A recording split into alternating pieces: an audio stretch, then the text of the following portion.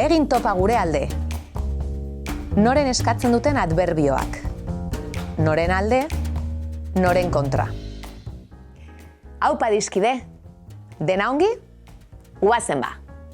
Gaur, eztabaidetan zure jarrera zein den esaten ikasiko duzu. Gaur niri ere egokitu zait erabakitzea. Eztabaida izan dugu laguntaldean, asteburuko plana erabakitzeko. Jonek operara joan nahi du, eta Joneren alde egin du Mikelek. Helene plan horren kontra dago. Koldobika Jauregiren erakusketa ikustera joan nahi du. Ni bien alde nago. Goizean erakusketa ikustera, eta arratsaldean elkarrekin bazkaldu ondoren operara. Eta zuk, zein planen alde egingo duzu? Bideo honetan, Pilartxok, Marenek eta Ramonek agur esango diote bisitariari eta opari batekin agurtuko dute. Pozten naiz, oparitxo hau zuretzat, Bizkaiko txakolina. Benetan, niretzat? Noski, zabaldu Gasteizen eta egin topa gure alde. Hala egingo dut. Beste behin, 1000 esker denagatik. Hemen izango gara. Eztabaidetan jarrera bat hartzen dugu, eta modu asko ditugu hori adierazteko. Opera, ala erakusketa. Horixe izan da gure eztabaida. Jonek operara joan nahi du, eta Mikelek ere operara joan nahi du.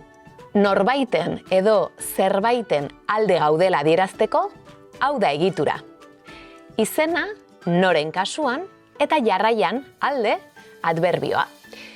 Mikelek Joneren alde egin du. Helenek erakusketara joan nahi du.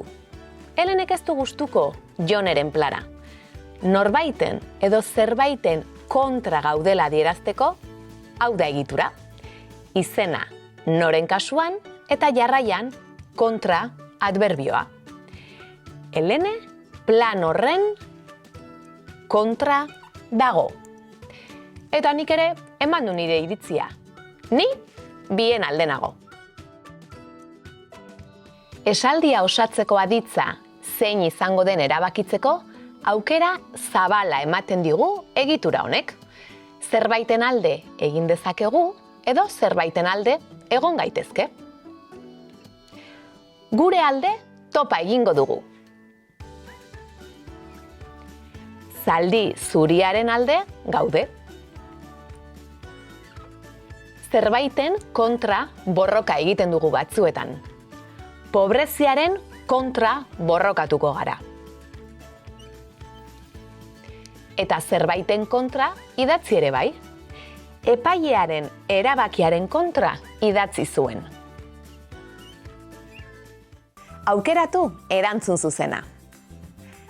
Jonek operara joan nahi du. Mikelek ere bai.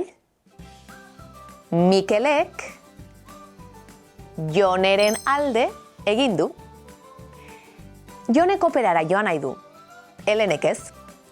Helene plan horren kontra dago. Lasterketa zaldi zuriak irabaztea nahi dugu. Zaldi zuriaren alde gaude. Ez zitzaion gustatu epailearen erabakia. Epailearen erabakiaren kontra idatzi zuen.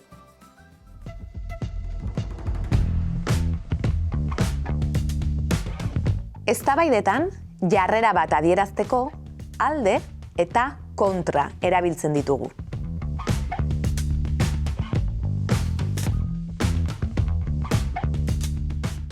Aditzak.